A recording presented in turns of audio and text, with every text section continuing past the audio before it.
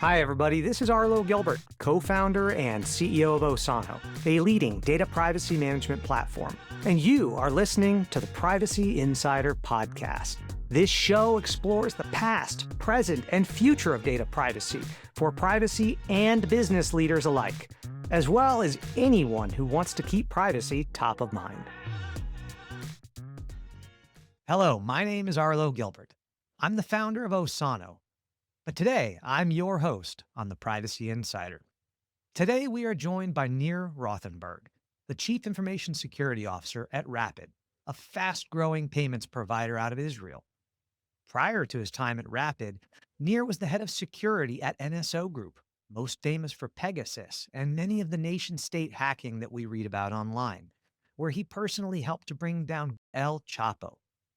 In addition to all of his time in security, Nir is an active advisor and investor in early-stage startups, a big fan of the Israeli startup community. Nir, welcome to the show. I'm glad to be here. Well, Nir, so, you're known right now as the CISO at Rapyd. And I would love to hear a little bit about what Rapyd does for anybody in the audience who's not familiar with your company. Yeah, thanks. So, first off, when you say I'm known, this is a privacy podcast. As people aren't celebrities, when you tell somebody, "Oh, you're known," you're like, "By who?" Or maybe it's just me. So yeah, I am the CISO at Rapyd. Rapyd's a payments company. Actually, today we just got the news that we were approved to get a license in another country. So we're a global payments company. Think of Stripe, Checkout.com, ADN. Uh, yeah, that's where we operate. We're known for doing a lot of M&As and ultra scale. We grew since my time from a small company with 50 people to thousands of people globally. So I've been a part of that journey as well. Wow. And you joined pretty early on in Rapyd's career, right? I mean, you weren't employee 600. No, I was like employee 50 or 70 or something like that. Wow. Yeah.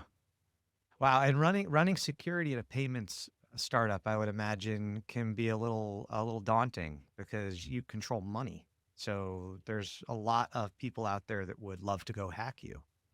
Yeah, I think if you're daunted, then security isn't for you. You know what I mean?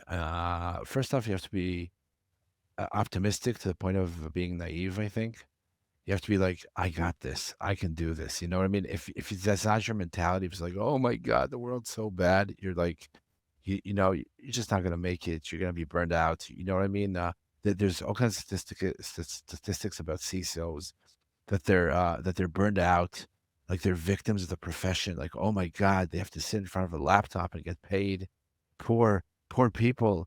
You know what I mean? Like they're victims. They can only last 18 months in their cushy job, and I'm like, yeah, it's not easy maybe, or maybe it's just really, really fun and fulfilling because you're at the forefront, you're at the bleeding edge of what's going on. You know what I mean? And you're something that really interests us. And I always tell my team, I tell them like, it's good that cyber is in the news and it's good that there's hacks as long as they don't get us. If they get us, that's bad, right? Because I'll probably get fired like the coach of the team. But as long as they don't get us, it's good that there's cyber out there because that's what lets us get paid and do cool stuff and keep protecting and keeping Rapyd and its user secure. So it's a good thing to have that. So I'm sorry, I'm just giving you this whole rant about daunting. Let's see what the next word you say, and I'll talk for another 10 minutes. Well, no, I mean, I think this is really interesting because the intersection of privacy and security is pretty important. And I mean, the reason that we're having you on this podcast is because you actually have had a fair amount of experience with data privacy in your various roles. As the CISO, I assume, and it sounds like privacy is part of your daily job. Yeah. So being early on and building the discipline. So the privilege is there that is that and this is again something I like to tell my team. I sound like some grandpa. Like I always tell them, but I like to tell my team, we're privileged to make the mistakes that like in like 10 years somebody's like, who the hell did this? Who's the idiot? So we get to be those idiots who make the first mistakes. So a lot of things we did when we built the program early, it was just like me and the general counsel was like, we should kind of figure out this privacy thing, like this GDPR is we're going into Brazil. You heard there's like or you heard about the CCNA thing, you know what I mean? And then then you got to figure it out.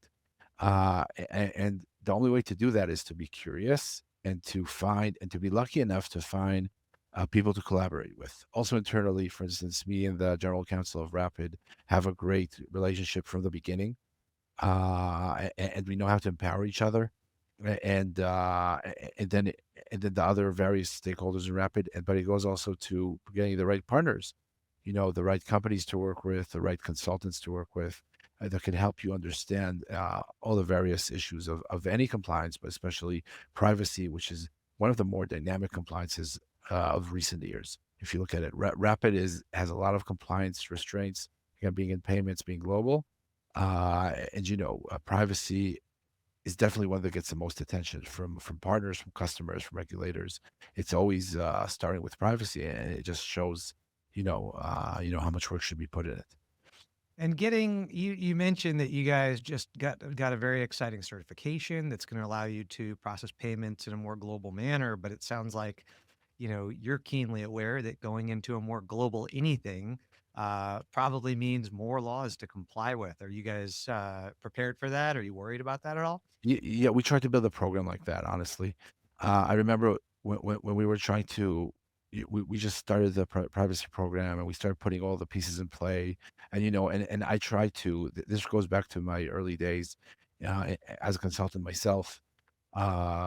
So you know, one of the good things about consulting, it teaches you frameworks, the ways to think about anything, because you have to go to any organization and give value.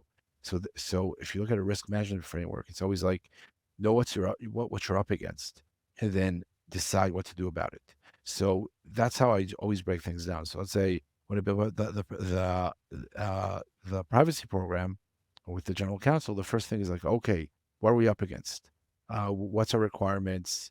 What territories are we active in? What do they say there? Where are we strong? Do a total gap analysis, really, but very focused on what we're up against, and try to avoid hypotheticals and all kinds of theoreticals and stuff that you can't you're not up against. Okay, there's enough to be up against without, and I think a lot of people make that sin, make this big mistake, and they go like, yeah, but what if theoretically the aliens come and they have a new regulation? The zombies fight them? It's like, what are you talking about? Like, which Comic Con am I stuck in right now? You know what I mean? So focus is your ally. So once we had that, we could go to consultants and start finding it. And like every high tech company, there's like this whole industry of like privacy consultants today. And then you have like, okay, it's great that you do Europe, but I got Asia and I got Latin America and I got other territories, and there's a lot of rules coming out. How do I make sure that you're the partner that could take me to those places as well? You know what I mean? And you'll be surprised. We went to like top law firms, top consultancies, and we didn't like their answers because they were very narrow minded. As to for them, privacy was only GDPR. You know what I mean? I'm like, okay, maybe for us, that's the main regulator. But what will happen 2, 3 years? We have to make sure we're ready. So again, it's not some big thing, but it's just a 2 millimeter shift that makes a difference between being future proof and shuffling all the time and putting out fires. And I've got to imagine that part of the fun of being so early at a company is that you really get to influence those things as opposed to inheriting a program that was established by somebody else. Is that the case for you at Rapid?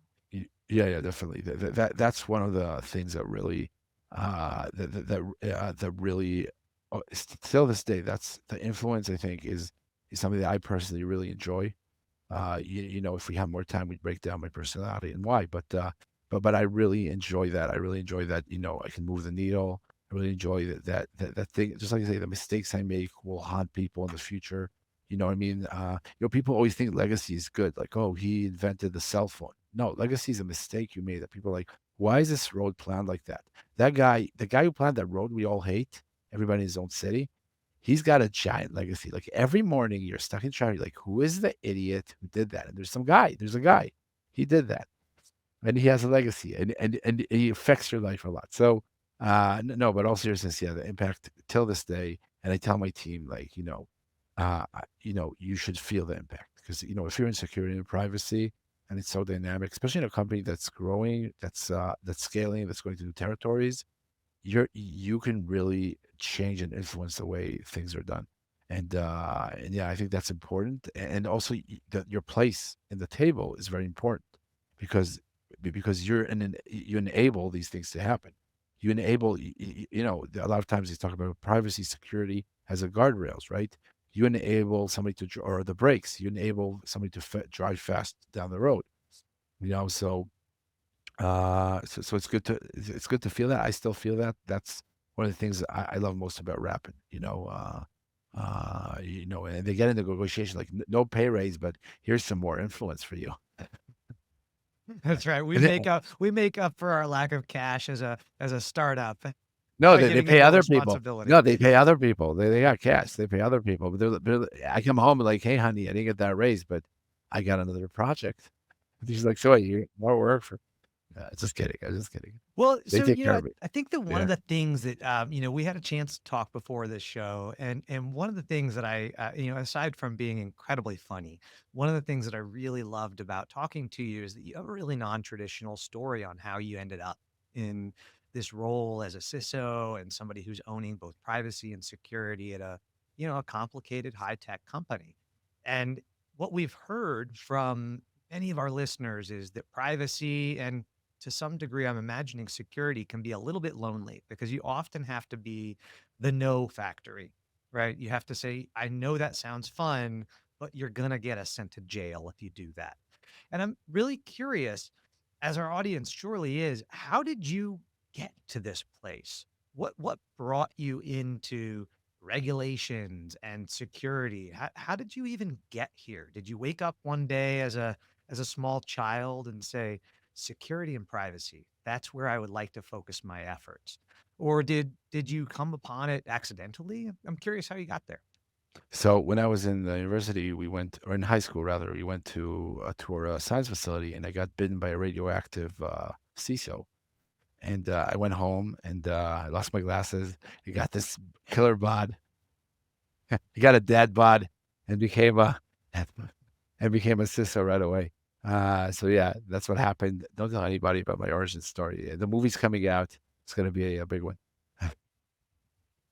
So yeah, so I think nobody, I got little kids now, and no little kid ever thinks like, oh, I want to be the guy who's in charge of cyber risk or privacy risk. You don't think because that most people they take it for granted.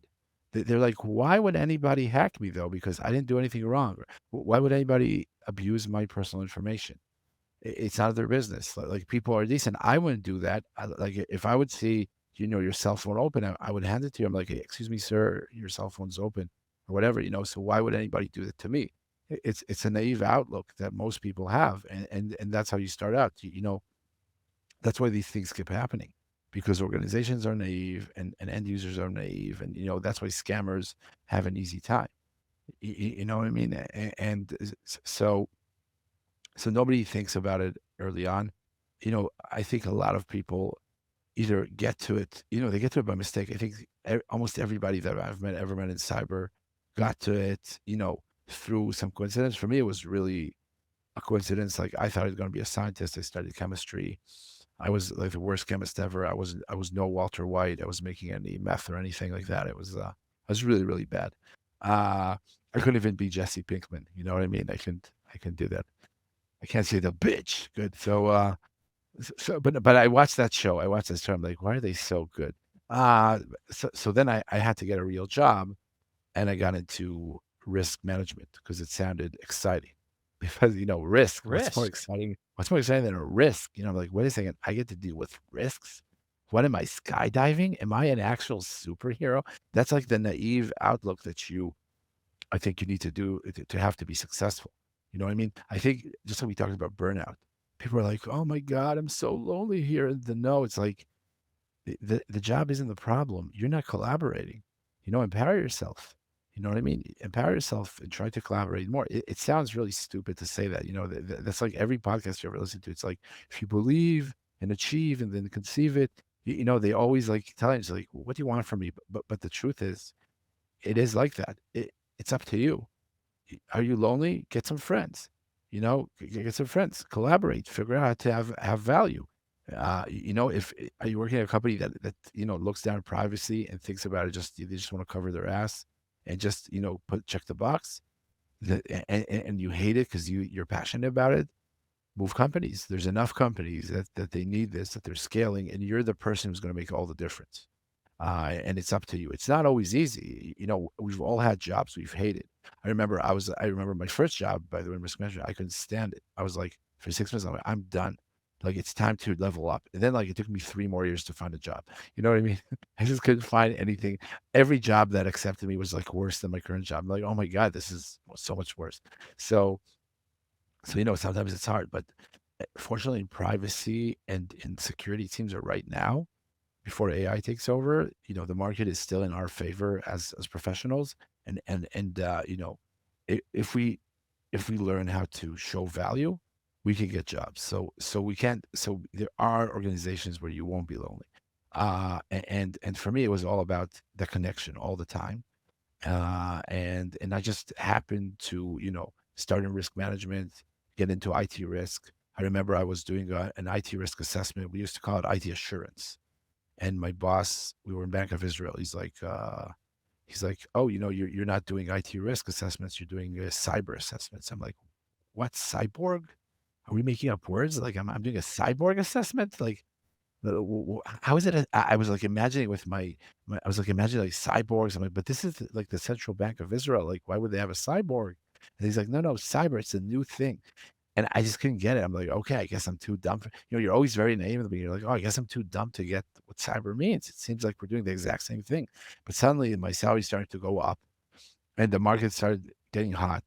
And I remember that I started, the jobs started coming in better and better. And more organizations, like I was doing consulting, more organizations were needing us more than ever. And suddenly I'm something called a VCSO, you know what I mean? And I'm going to and I'm working in companies that would never even give me the time of day if I applied. Suddenly I'm there managing their cyber risks and understanding and implementing tools and really learning everything from the process. Just that's a beautiful thing about risk assessments in any field.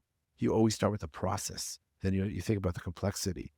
And then you think about, the probability for the risk to happen. And then you really look at every process from the ground up and you have a very kind of grounded way of looking at reality. And then it translates really well to almost anything you do. If you can get the technology, which again, I came from chemistry. I wasn't like in this kind of Israeli army military grade units. Which is great by the way, because today I invest in startups. I work with a lot of Israeli startups, and they all think I'm one of them.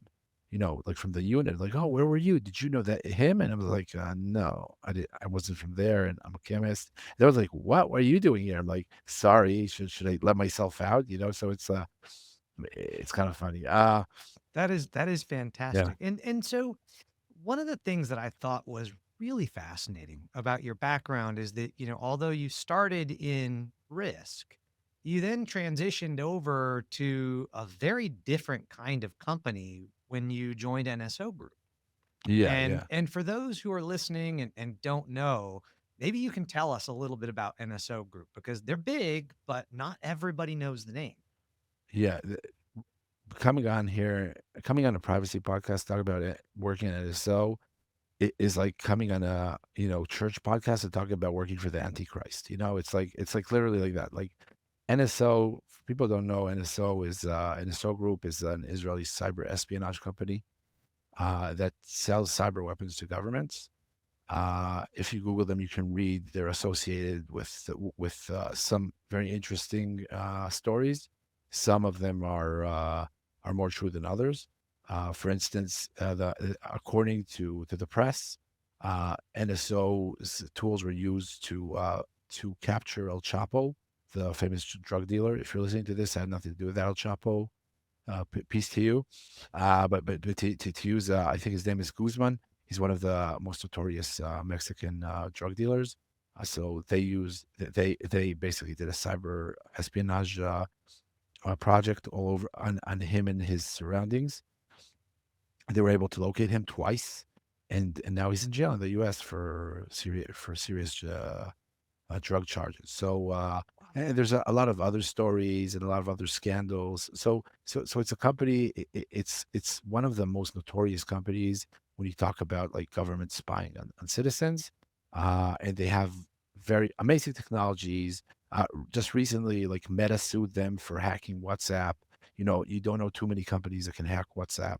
And again, just like with any kind of Fugazi, boogeyman kind of companies, a lot of it is true and a lot of it is like totally false and just they have no idea. And everything that kind of smells like some espionage is like, oh, it's NSO, the big bad NSO. I can't say they didn't enjoy that as well. As a company, when your name is so big that you can, hack anything, do anything, the customers come to you. You know what I mean? Especially if you're in an espionage business and your customers are limited.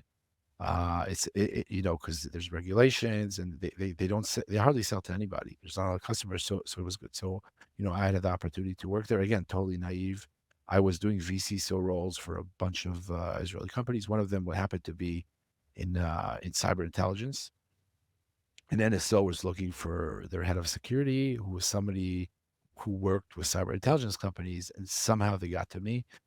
I didn't know what it meant. It Did they felt did like they hack national. your phone to get to you? Did you wake up No, one no, morning with a no, message on no. your phone that says hello, Nir? No, no, nobody hacked my phone. I'm not interested. I always tell people I get a lot, especially after I left. I get these businessmen like, "Oh, you got to tell me somebody hacked my phone." I'm like, why would anybody hack your phone? Like, what was so special? That's what you have to understand. To buy and use NSO costs millions. To infect somebody, just to infect one person, it costs hundreds of thousands, not millions, because you got to buy the whole system and the analyst and set it up. You don't Nobody does that to be like, "I wonder what the candidate is thinking about me." It's that it doesn't work like that, you know what I mean? It's like buying a tank to do a hit job, for a hitman. It doesn't work like that. You know, Governments have tanks, they have weapons, they have things much worse than NSO. They have planes and rockets, and ultimately then they send a policeman with a taser. That's enough for me. You know what I mean? One guy with a taser, he'll get me. So they don't need they don't need to hack me if they didn't. Again, in a corporate setting, as an executive of Rapyd, as that of security awareness, so there is a risk. See, that's how, that's already worth the trouble of even a nation state to get technology, or for criminal organization to get fintech, to get fintech backend or stuff like that, or to get a massive breach of user information. That's always great news for a criminal organization. So, but as an individual, we're not that interesting. That's just the fact of it. And I had like crazy people come to me like, I'm sure, like, every time I go, this is a true story. Every time I go on Spotify, the songs are telling me something, like, and I think it's my father-in-law tried to get me to divorce my husband. Like, I had like a woman like explain this to me, and it's like you're telling me the big tech knew which pasta you're gonna buy in the supermarket and put some chemical. It's like it's mathematically almost impossible for that to happen. So Nobody's the gonna spend, average the average Jill or the average Joe does not really have to worry about an NSO group because it's yeah, just when they not say like, worth the "Oh," money. and yeah, when Apple's like, "Oh, we exposed a nation state 0-day, patch your iPhones today." It's like, you can patch tomorrow. Like, you should like, I'm a security guy. Patch your stuff, update your software. That's the best thing you can always do. If anybody here could be a CISO, anybody listening, you want to be a CISO, go to a job interview, say, yeah, yeah, I'll be a CISO. The first thing I'll do, I'll update everything all the time. You'll be better than like 75-80% of companies in the world. If you can manage to do that. It's harder to do than it sounds. There's always like, conflicts and problems, but we have this thing will crash if we reset the server. But if you can do that, you're going to be just use the updates that the companies come out. But for an individual, if you have an iPhone and there's like some 0-day that NSO found with that is NSO spotted, and they use it on like three guys who are Mexican drug dealers, and it's like very exclusive. So at NSO Group, and I don't want to spend the whole time talking about NSO, but it's really interesting story. I mean, what was it like working there? I mean, so you came in because of that VCISO experience, and you landed on their radar. But what was that like for you? I mean, that was a big change going from being a CISO that's engaging with financial institutions and shifting over to working for, a nation state hacker. What was it Yeah, and let's like? just say level hacker. First off, I just I still miss the technical level. Like working with NSO, and I still know some people from there. I'm still in touch. Some of the smartest people I've ever met. Like they were so smart they didn't see a need to move their hands when they walk. They were so smart that you thought you were in Westworld. That was big when I was there. So you'd be like freeze motor functions, and then they looked at you. They like, "What are you doing, mortal?" That was a good show. Anyway, like the smartest people, like people who can like take an iPhone, like take the source code, parse it, find a vulnerability, weaponize it, and sell it for hundreds of millions to nation states to stop criminals and drugs, usually, and drug dealers and terrorists and stuff like that.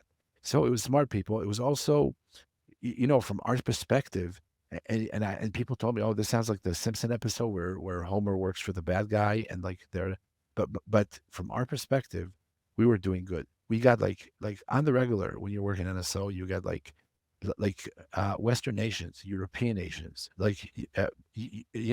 some of the best countries with the best human rights track record, and they would come to like, thanks to you, we got the guy before he killed thousands of people. He was about to explode in our subway or metro, and we stopped him. Thanks to you, we stopped a woman trafficking ring because we were able to pinpoint the exact people. That's all the stories you get, and Wow. because that's most of the stories. Because most nations we sell to are Western nations. Sometimes there is need again because ultimately the terrorists they don't live in Western. I mean, when they're deployed, they do, but when they're training, Al Qaeda isn't it's not Al Qaeda Belgium, right? I mean, maybe they go to Belgium for an attack, but it's not like we should just go to Belgium. They're like in third world countries, and a lot of time with low track records of human rights, those are the countries that are trying to fight them. They're the forefront a lot of times. So, and so you want to empower them to stop it. Now, when you work in NSO, you understand it's not like either put a Pegasus and hack a phone or don't. That's very naive. It's either put a Pegasus and hack a phone or capture everybody knows and torture them until they talk. That's usually how these countries operate. It's a government. It's a government. Like we all have governments. Anybody. I'm in Israel. You're in the U.S. There's horror stories about government activities in every single the government. They have the power, they have the ability, and they do whatever they want. And if it's with violence, it's with violence. And if it's something elegant, like just hacking a phone and seeing some information, they'll do that. You know what I mean? So I would argue that if we're not naive and you compare hacking a cell phone to torture and to the other methods that people extract informations or in the past, hacking the cell phone is the best thing you can do, especially when it's so expensive and so technological that it's very limited to dozens or hundreds of people in the entire world at a given time. So and again, it doesn't mean it can't be abused. Any tool can be abused. I could take Gmail and send spam and scams and trick people. It doesn't mean Gmail is bad. Gmail is a tool that's meant to do something good, collaborate, reach out, connect. You can abuse any tool. So, that's how we came in. Now, is it 100% true? I wasn't aware of everything, but from what I know, that's most of the truth. And again, and it's a very complex subject that we could talk to a long time. But it was interesting that even in NSO, we cared about privacy because we had privacy laws. So even in NSO, we had to be GDPR compliant because they have branches in Europe, and we had to be Israeli privacy law compliant, and we had to understand where we keep our PII and understand now NSO doesn't keep the information of the systems of the clients because it's a nation state. No nation, US isn't like, hey, you know what? You can keep, we're going to use your tools, but you can keep it in Tel Aviv in your servers. Yeah, Like, go spin ahead. it up on our cloud and Yeah, yeah, and yeah. You and keep it host in it your for cloud. us. It doesn't work. Like, it's not like that. You know what I mean? Like the customers keep the intelligence and they use that in court and as part of their operations. And again, intelligence is a dirty business. James Bond isn't going to replace Mother Teresa anytime soon. Nobody's like, oh, you know who's a good guy? James Bond. He's a good guy. He's a stand-up guy, right? Like shaken and not stirred. What a great boy. What a good boy. No, he's a killer. He's a, He's spying got a is license to kill. I mean, that's the whole exactly. theme of the show. Yeah, no, and he's a douchey guy who breaks girls' hearts, and he's like nobody's like, "Oh, what a great friend James Bond is." You know, he always remembers my he doesn't remember your birthday. You know, he's not a cool guy to hang out with. Everybody, like, kinda hates him. Like, you talk about lonely, go be James Bond. So, if NSO is the tool he's using to hack his way in, you know what I mean? That's a world it operates in. Now, again, now let's talk about alternatives.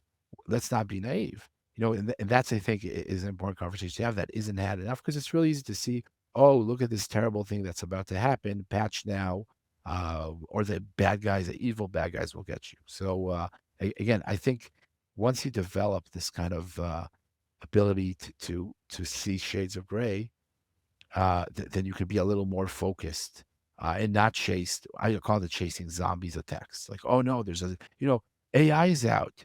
Oh no, that's the privacy apocalypse. Let's stop everything we're doing and just focus on this thing, which is totally theoretical right now. So these are the kind of things that when you work in a company that you get. So, but yeah, we did have privacy. We took it actually very seriously. I used to work with a very strong lawyer there who was the data privacy officer. We worked closely, and we did a beautiful, beautiful project there for like GDPR readiness. It just came out that, or it was about to come out when we were there, and That but is yeah, so wild to me. I mean, yeah, thinking through the juxtaposition of NSO, making sure they're GDPR compliant. yeah. I love one thing you said, about the alternatives, right? And I think that is a key thing that a lot of folks don't remember is that, governments by their very nature, the way a government remains in power and the way they enforce laws is through violence, right? It's if you don't follow the law, we're going to come to your house and we're going to take you out of your bed and we're going to cuff you and we're going to take you to prison. Or we're going to take you to Guantanamo and we're going to waterboard you until you tell us what we need to know. So, Or other stuff that you don't even know about because it's so secret, you know what I mean? That's how they operate. And by the way, in every place in the world, there's no government. It's like, you know what? When we have a serious criminal, we just gotta let him chill, like because violence is bad. It's like, yeah, we try not to. So even in the you see the riot police. There's, you see it like in the most advanced countries, they have it, they use it, and there's misuse of every single tool. So. That's just a reality, and it's really easy to close your eyes to that. yeah. It's just easy, like, "Oh, it's just bad, it's just bad," and I think that's the complexity, that we have, and sometimes I'm disappointed because even I'm talking to a guy like, "Yeah, I was an officer in 8200, and I did, like, a lot of similar stuff, but NSO is pure evil because I read the news once," and I'm like, "Okay, maybe even the news was right. Do you have the entire context? Context is everything." By the way, in any assessment, context is everything. In privacy, I'll tell you like, "Oh, you have this, database with private information." Now, is that good or bad? You have no idea. No, the same database. I can say, "Okay, here's a database of credit card numbers and addresses of people." Yeah, Is that fine? if you're a fintech, of course, right? You need to have that No, oh, information. no, yeah, no, that's one context. Okay, if you're authentic or not, where is it located? Do you have PCI? Do you have safeguards? You start adding context, and then you can make a conclusion. But if I'll be naive, I'll be like, oh, private data in a database, that's horrible. Yeah, but if I told you I'm talking about Mastercard, so it's like, yeah, of course they need that. How will they let me get paid? You know what I mean? So that's how the world works. The context is king. Context is king. I Yeah. like that. That's a good phrase. And so, when you were at NSO, I mean, it sounds like you mentioned like El Chapo and Guzman and some of these things. Are there any stories from NSO that really stand out to you? I know there was like Pegasus got stolen at some point in time. I mean, there was lots of drama Yeah, yeah, surrounding that yeah, business. yeah. Yeah, so when I was there, uh, unfortunately, but this is something that really helped me out later on, but when I was there, it sucked. So we had an employee, this is actually again in the news. You're invited to read about it, but we had an employee actually steal a Pegasus, some pretty senior employee in the automation department, and he tried to sell on the dark web where he got captured, and then he got discovered, fortunately, and he got arrested, and he got tried and convicted, and again, tried. Also, the buyers were from hostile countries. So, not a good look for him. Uh, Again, I remember the guy. I remember the day he was interviewed. I remember seeing him. Uh, I still remember like me like going to grab a coffee and seeing him, and then asking his hiring manager, who was a buddy of mine, like, "Hey, who's this guy?" And he was very credentialed, and he's a technical guy. Sometimes they're like more internalized. It's really hard to get it right. And again, it happened with Snowden. It happens, the most secure environments. At the end of the day, people need to work, and then these things happen. So yeah, I was involved in that. I was, involved in the investigation, and became like a pretty serious matter with police and everything. And again, that's like the highest reach you can. And it's also, I think in a lot of companies, when you think about the bad guys being on the outside, and it's almost like, being betrayed by your own family. And I remember the CEO of NSO, very charismatic guy, like, one in a million guy. And he was saying like, that's what hurts me the most. That like this guy, okay, he hates me and he hates the company and he's leaving. But like, why would you get like, hundreds of people you work with every day to lose to lose their livelihood and to lose the ability to feed their families because of your anger? But again, that's a problem with acting emotionally. There's a lot of phases to these kind of insider risks. First they think they can't get away with it, and then they realize that actually they can, and then they're like, suddenly they feel very powerful, and then usually they kind of freaks them out, like, oh my god, I can't believe I got away with this, and then they think what to do, and then they end up doing something stupid, like trying to sell it or whatever. You know what I mean? And that's a lot of times where things go bad. But it taught me a lot of things because I knew there was a chance this would happen. Obviously, we knew the risks, and it's something we brought up, and I learned a lot of lessons about it. Again. We talked about the department of no, and me saying like, oh, if you feel that way, don't victimize yourself, empower yourself. Because I was kind of victimizing myself when that happened. I was like, oh my god, like, there's risks here, and bad things could happen. Nobody's listening to me, and then no, no, no, no, no. And then it happened, and I felt even worse. And then like when I look back at that, that's where I regrets. Like, why wasn't I better? You know what I mean? That's the only thing I can control, my actions. Why didn't I, fight more, do more, et cetera, et cetera, et cetera. Ultimately, like I wasn't to blame, obviously. In fact, like the company, gave me, kudos, and I was part of the recovery and everything. But I think if you want to improve, which is where the state you should live in, constant improvement. Every program should always strive for constant improvement. Every person should strive for constant improvement. Look at your past, look at a mistake, and say like, what can I learn from that? Why can't I do next time? That was one of the drivers of going to a place like Rapid, which was, when I started Rapid, I was like, this place is so boring. We were 50 people, and we weren't hacking anybody. And, it's just like the payments go. Payments is a boring thing. If you think about it, like payments is only interesting when it doesn't work. Just imagine payments becomes like the most interesting thing that happened to you. And the story would be like this. I went to Walmart. It was COVID. I needed toilet paper, and the damn point of sale device didn't work. And that ruined my life. That really ruined my week. Because then I couldn't do this. And then my wife, and it's always, that's the only time payments when it doesn't work. You know what I mean? And it's always interesting when it does work. And even when it doesn't work, it's interesting, right? So So I'm curious. I yeah, I, I want to hear about the transition over to Rapid and kind of what inspired you to take that leap from being part of a larger organization and jumping over to a smaller startup. But I'm also really curious. When like for example with the theft that we were just talking about, did you find that ended up occupying a lot of your time afterwards in terms of engaging with law enforcement and, totally. All my governance and time, all all my of those time. things. Yeah. It was just around the holiday season, and there was no holiday. It's all the time. Just constantly, just a forensic activity, understanding what happened, understanding how. I kind of knew how because I knew where we were weak. I raised a flag there. You know what I mean? But not just in a general sense, but exactly forensically, how did he manage? And then doing all the actions that need to be done afterwards to make sure you can minimize those risks. So in that sense, and then taking, and then the conclusions, personal conclusions about my actions, career conclusions about what's another company. So I end up staying a long time, and still like not a long time, but I think about a year afterwards.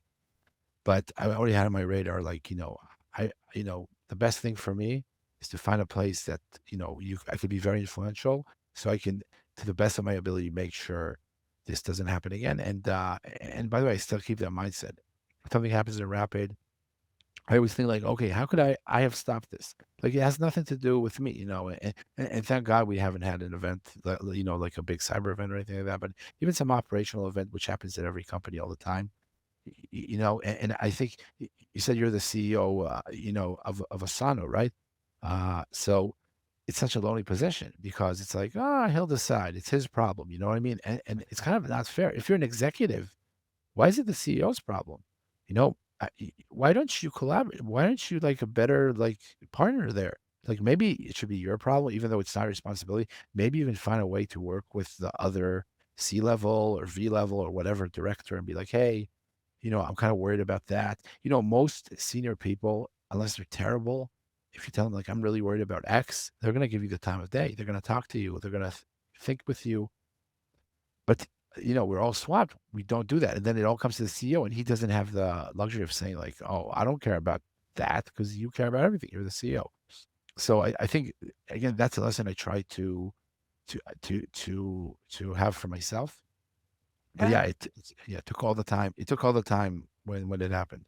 So post breach was it sounds like a difficult time for you personally and professionally to just grapple with and reflect back on all those things. One thing you've been talking about that I think is really interesting is building that collaboration with peers. Do you have any tips for the audience who, they're risk professionals or they're privacy professionals and they're struggling to go build those relationships and build those bridges? Do you have anything that's worked for you that you would recommend other folks do? Yeah, so obviously humor.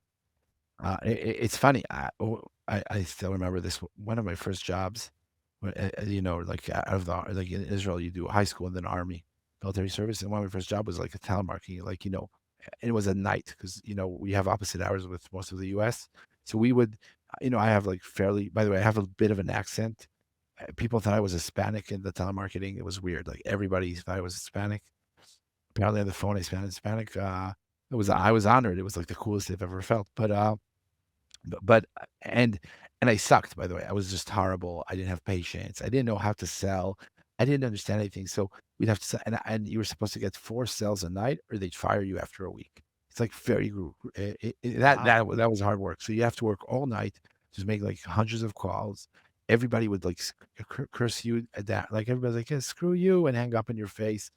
And then somehow, just by sheer numbers, you need to get like 4 sales a night. Some people will get 8 and 10, and then they get bonuses, but 4 was the number you have to stay. And I was bad. I was getting like, 1 a night, 2 a night. Like I had a great night. I got like 3, and I never ever get to 4. And like a month passed. And I was like, okay, I'm getting fired at the end of the month. Like I just can't get my number. Or a week, or I remember right now. And then another month passed. I was there already for a few months and finally got fired.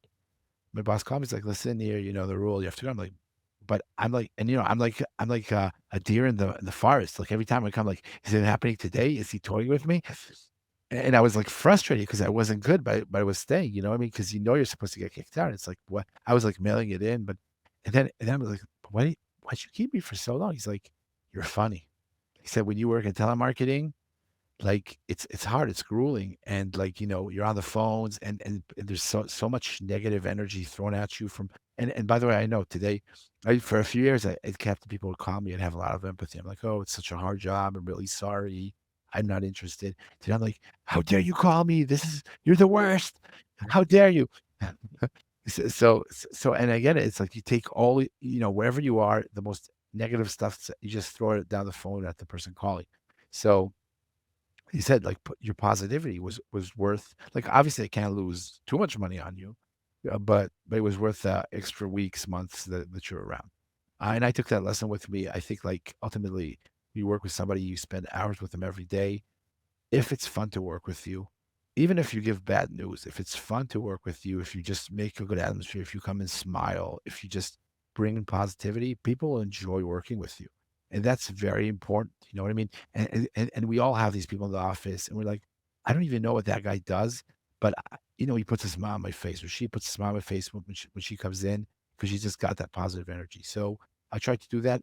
Obviously, being an executive, managing, dozens and dozens of people globally, I'm like very frustrated a lot because I have some vision and it's not executed and it's like a few levels of not executed. And I'm sure you know what I'm talking about. Yeah, exactly. So then you're like, why is this not happening? And then you have like this kind of, resting bitch face, I would call it mad face, whatever you want to call it, like always like that. Uh but I try to channel that again and try try to remind myself. And when it happens, especially when I collaborate, nobody knows the dark secret my team knows. But when I collaborate and come and I make that connection through humor, which is my tool, but also from really, really focusing and trying to see what the other side is going through. That's it. That's all you need to do. So All the empathy and humor. empathy and humor. Pitching is overrated. Nobody cares about your like 10-page argument. Nobody's going to read that. At best, they're going to put in ChatGPT and tell the even though if they don't have a license, they're still going to do it. And they're going to take a screenshot and upload it because you can't lock it. They're going to take a picture of the phone and just upload it like that. ChatGPT can eat that and understand that today. You don't even need like OCR or whatever. They're going to do that, and then they're going to summarize your long ass like pitch about why it's important and why you're right and why they're wrong, and they're going to get a line out of it, and they're not going to listen to you, and it just gets harder and harder. So the way to do that is just not to play that game. Just don't play that game. Come to them with understanding and curiosity for what they're going for. Listen to them, understand their problems, and then, especially if you don't have like organizational power, because one of the great things about working in a finance company, which is again, if you don't want to do that, then work in finance. Finance, they care about compliance, they care about security. It's very, very, it's people or medicine, I think. Less experience there. So But if where did your humor come from, Nir? I mean, were you always a funny guy? I mean, were you born and everybody was like, "Oh, look at that funny baby," for sure, they said that. They said like, I'm so sorry. They probably told somebody. Uh, there's a few things. First off, I was in a school trip and I got bitten by radioactive. No, just kidding. But uh, first, I think, growing up in Israel, in the Middle East, everybody knows like what's happening here. You have to have some humor. You have to have some humor to, or you don't have to, but it's much easier if you do. When you're in the bomb shelter, or when you read all the horrible things, or when you see all the hate, or when if you have a little bit of humor, it kind of diffuses the negativity, and it's easier to have discussions, and it's easier to live. So I think, just from the fact of the reality I'm in, you know what I mean. Uh, in Israel, but also really in the world. It's tough times for many people. I think humor is something that if you develop, it's good. I think it also comes from your family.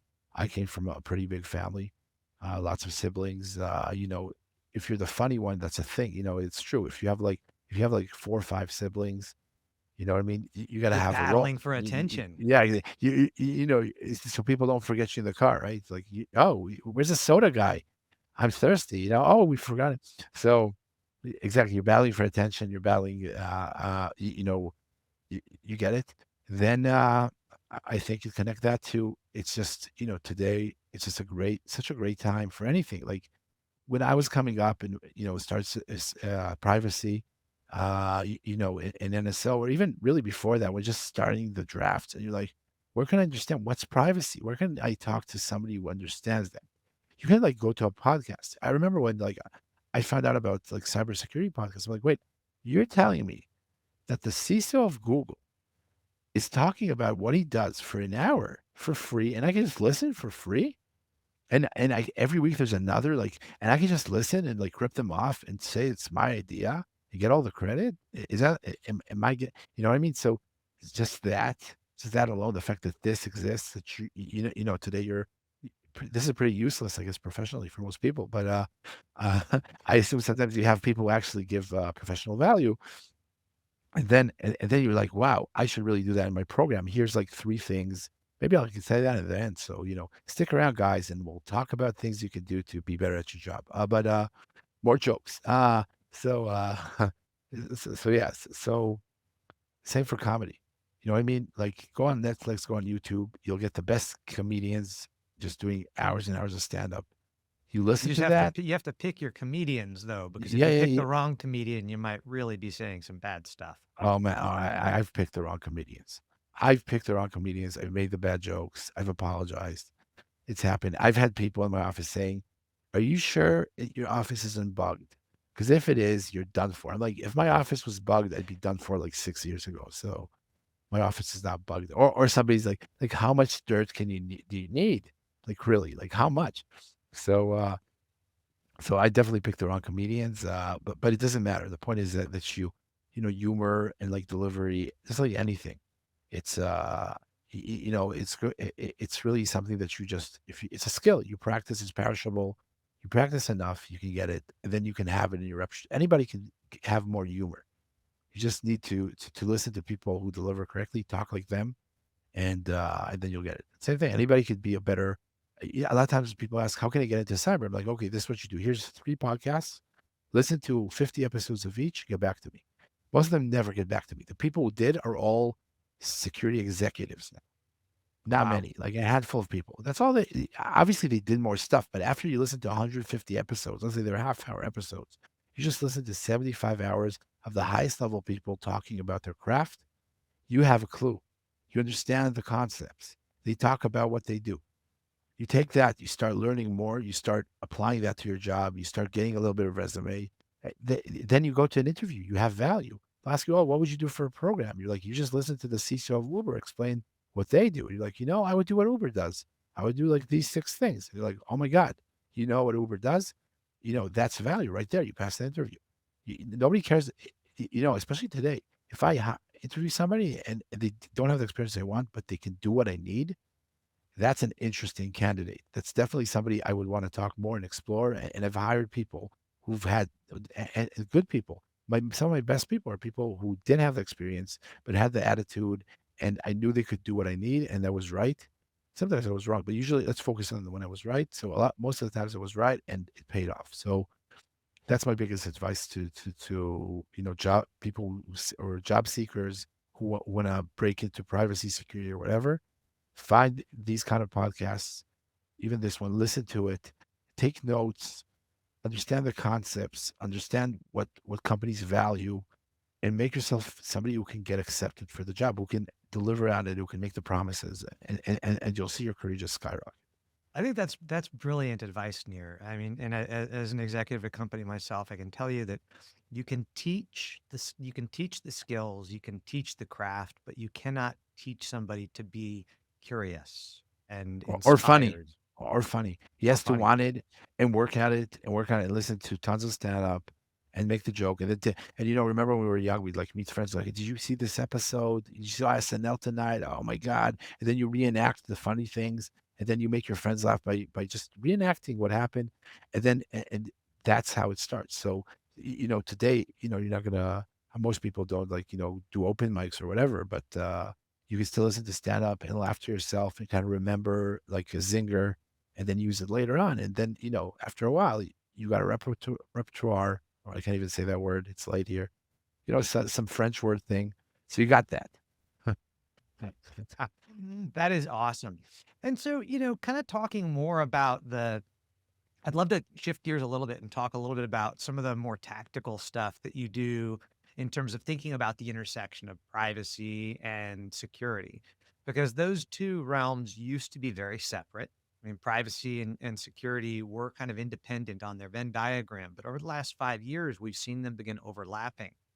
And I'm curious, when you think about building security programs, is privacy a part of that thought process and planning process, or do you do those two things independently? Both. They're both. I don't think it's either. It's not either. It's both, right? So first off, if you want to excel in privacy, you got to do it independently. You got to bring in it's a skill set. It's important. It's much more compliance oriented than a lot of cyber. Uh, but but at the same time, when you any cyber program, one of the things you got to take into account is compliance considerations regarding the data. Because again, that's the context you need. I have all this data, but I'm in an unregulated island in the Pacific. Okay, cool. I don't need to do anything about it. I don't have to be compliance ready. I don't have to tomorrow morning prove I'm fine. But if you work in a global payments company like I do, we have to assume that tomorrow morning a regulator is going to ask some questions, and we want to be ready with the answers. So you have to be ready. You know what I mean? You have to be ready. Doesn't mean you have to get everything right. A lot of people are like, "Oh my God, I have this gap." Okay, great. We'll have something to aspire to later on. You can't fix anything. That's all. Again, that's even naive. If you want to fix every gap, you're naive. You're naive. You can't fix it. You want the gaps. It's like you want cyber to be around. You don't want to get hacked. You don't want the gaps to materialize. So you choose your battles. When you think So about yeah, security, right? The yeah, one of the tenets of security is, log, log, log, right? yeah, Keep it all, because that's where you're going to find the fingerprints and the footprints for somebody who's trying to attack you. yeah. Has that changed? Has privacy made it more difficult to implement some of those security protocols? Because we talk about data minimization, which is very much the opposite of what security Ye professionals historically wanted to Yeah, do. but it's only if you're a dummy. You know what I mean? It's only it's like, "I can't have this seatbelt, it's choking me." No, you're just not sitting straight, It's like seatbelts are designed so yeah, logs, you should have at least a year of logs, if not more, depends what your context is. But but it doesn't mean it has to have PII. Like, there's zero forensic unless you're just like police, but I'm talking like for like a regular company that just wants to know who hacked it. It's not like, "Oh, wait, we don't know the Bob's last name, and we don't have this PII in the log. We can't investigate." No, it's not important. When you investigate cyber, you want to investigate, the who, how, what. So Bob is only important if he's the hacker. You know what I mean? If he's not the hacker, if he's just a data subject that kind of use your service, it doesn't matter. Your logs could just totally be, obfuscated and encrypted, and you just remove that. You know what I mean? So, in fact, it hinders you. It hinders you to have that. It makes, in fact, logs should be as small as possible. So I would argue that if you want to have a good monitoring program, don't take all the logs, whatever you need. Think about how you can get hacked, especially today in the world of scale. When you do payments globally, you're talking about millions and billions of payments. If I take all that information over to security, I'm just going to pay millions just to ingest that, to compute that. It's just so hard. I would rather minimize that to exactly what I need to solve the riddle that's happening. And again, it's not like, oh my God, what could happen? It's like, what could happen. It happens all the time. Just that's what happens. You know exactly how. There's like 5 ways to get in. They can get in like this, and then you'll need to know these things. So log that. So what we did is we worked really hard, and we with our SIM vendor, and we wrote custom loggers for our applications. Meaning, because we don't even want all the logs. We don't even want, forget about PII, not obviously. Additionally, because we're PCI compliant, it's very important. We want to make sure that all the PCI information, and we expand that to PII, doesn't go to where it shouldn't go. So, for analytics and AI and all this data stuff, nobody needs to know the personal information, right? So we partner with some tools that allow this compliant access. There's all kinds of cool technology.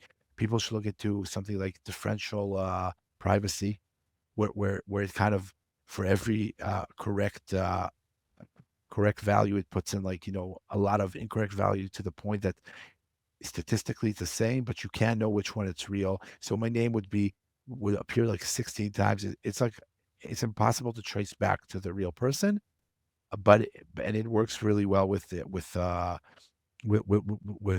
data privacy and data streamers and a lot of other stuff. So anyway, there's a lot of cool solutions we do, but the point is, for logging and monitoring, we minimize it. We went even less, and then now, it's cheaper, it's faster, and we get the answers we need when we need it. And when the forensics people come in, it will be ultra focused on how they need to respond. And we know because we didn't do obviously we worked with the forensics as well. We know if in an event that God forbid we ever have an incident, we'll be able to respond right away with exactly what we need. So and that way it works perfectly. It's compliant for privacy. So I'm just saying, just like anything quality.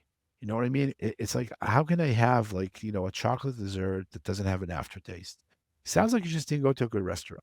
How can I have a good Reuben sandwich that doesn't have that crunchy or whatever?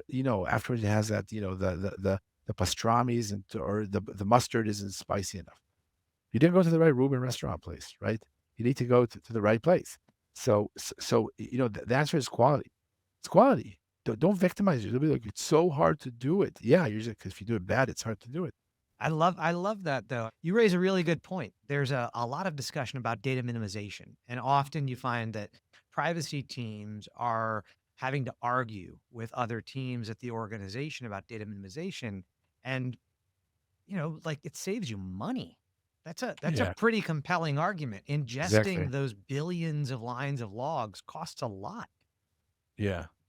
And what are they used? And again, if there's, for instance, because we're in finance, there's a lot of anti-money laundering compliance and a lot of other reasons to keep data and even to keep it for 5 or 7 years, right?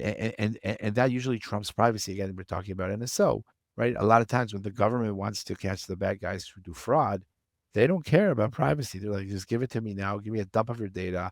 I'm just going to keep it wherever I want. And if you ask me questions, I'll arrest you. By the way, this is all governments in the West, in the EU.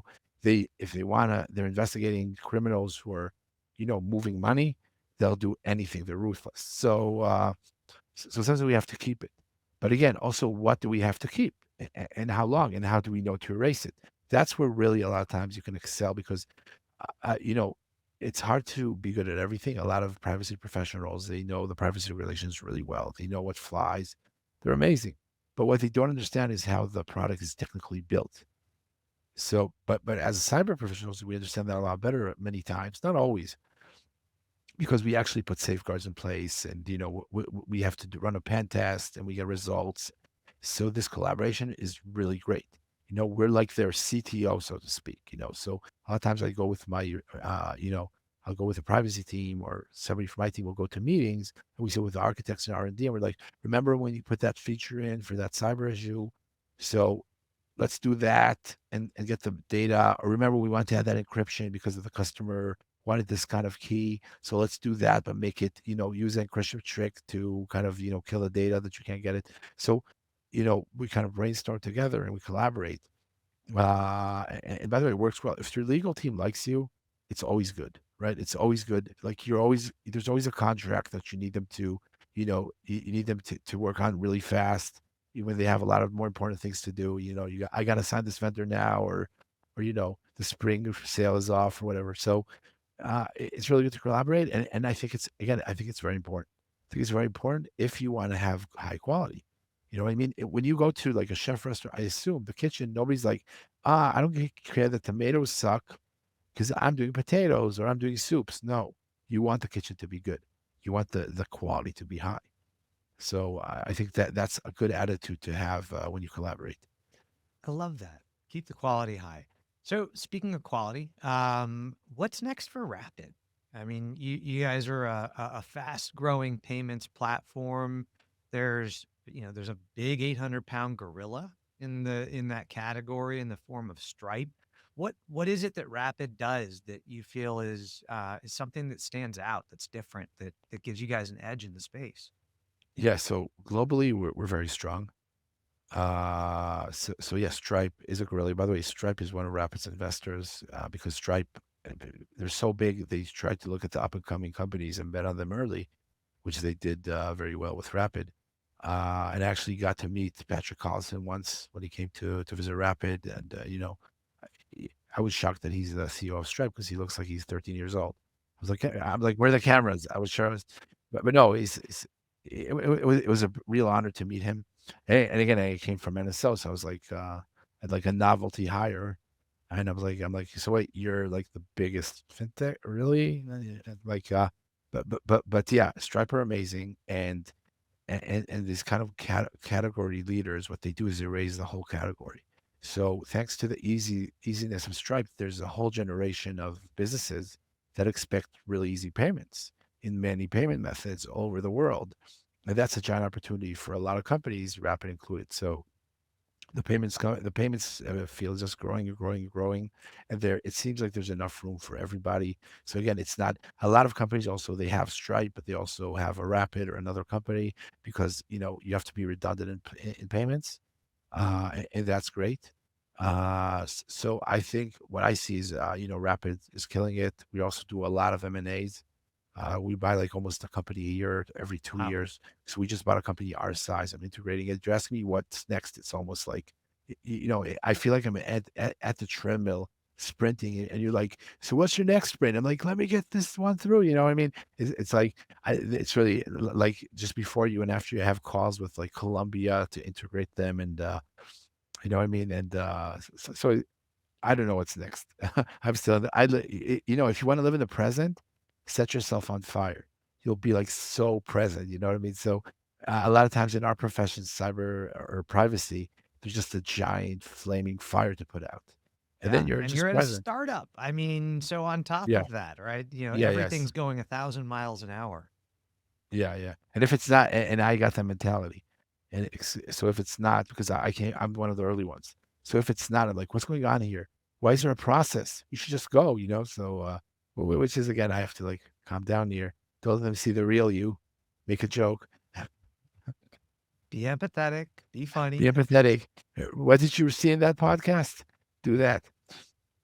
So this has been an amazing interview, and I know that I have really enjoyed listening to you. But you're a professional in security and risk, and I'm curious. When you go home at night or when you start your day, is there anything that you do that you wouldn't necessarily recommend that everybody else do in terms of privacy and security? In terms of privacy and security, there's so many things I would not recommend people to do, but in terms of privacy and security, I would say that social media is horrible. Is doom scrolling is there's there's so many hours of nights that I was like, I finished the work and I just want to I should get into bed and sleep is so important. And then I'm like, 40 minutes later, an hour, I'm like, what did I just do? I have so many emails I didn't get to. Did I just watch like 1,000 reels? You know what I mean? So that thing, I always regret it. I always feel so weak. You know what I mean? It's like I succumbed to the drug, the dopamine, the dopamine, you feel your I you just feel your IQ, like, really, like, going down till it's like until you forget to breathe. You forget to, like, take breaths, and then you're like, "Okay, I gotta stop this."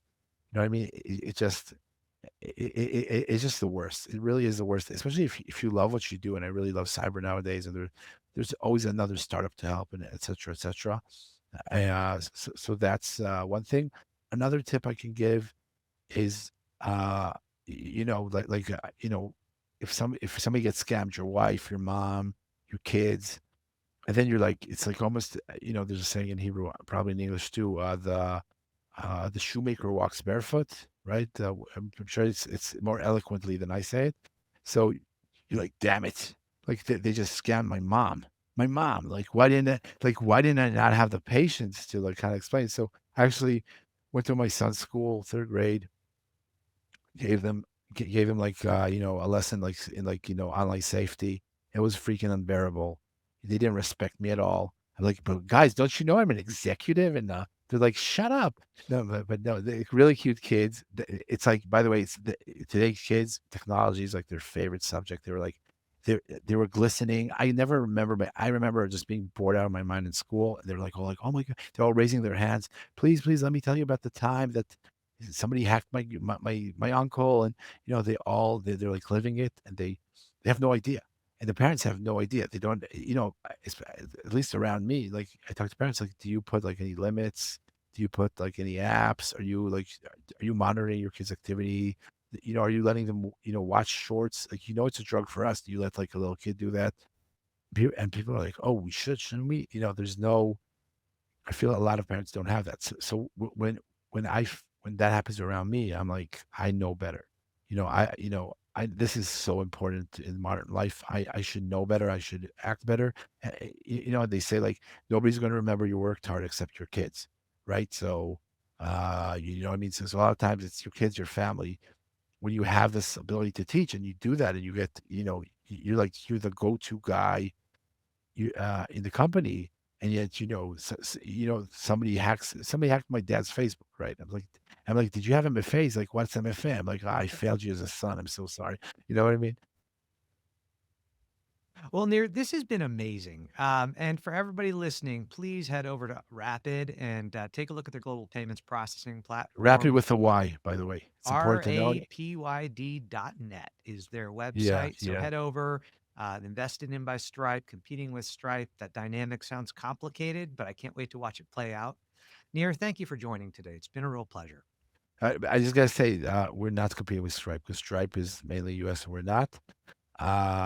So there's nothing to watch. It's like a different territory, but yeah, I love watching Stripe. They're doing it right. And I invite anybody listening to connect with me on LinkedIn. If you have any crazy startups ideas, Israel's like is like the great global startup hub. I help a lot of startups. I help a lot of founders. If you're a founder and you want some advice, you need some help, uh, you know, I'm busy, but you can reach out. I always love to help startups when I can. And yeah, that's it. It's very generous of you. Nir, thanks so much for joining us. This has been a pleasure, and you are definitely the funniest CISO that I have ever met. Leading with empathy and humor is a real treat for us to learn about. And if you'd like to learn more about Nir, you can find him on LinkedIn, or you can go visit his company's website at rapyd.net. That's rapyd.net, where they do global payments. Thank you for listening to this episode of the Privacy Insider Podcast. You can find a full transcript of this episode and any show notes at osano.com. That's www.osano.com. And while you're there, get access to an excerpt of my book, The Privacy Insider: How to Embrace Data Privacy and Join the Next Wave of Trusted Brands, which is now available on Amazon for purchase. Until next month, take care. And remember, data privacy is a fundamental human right, y'all.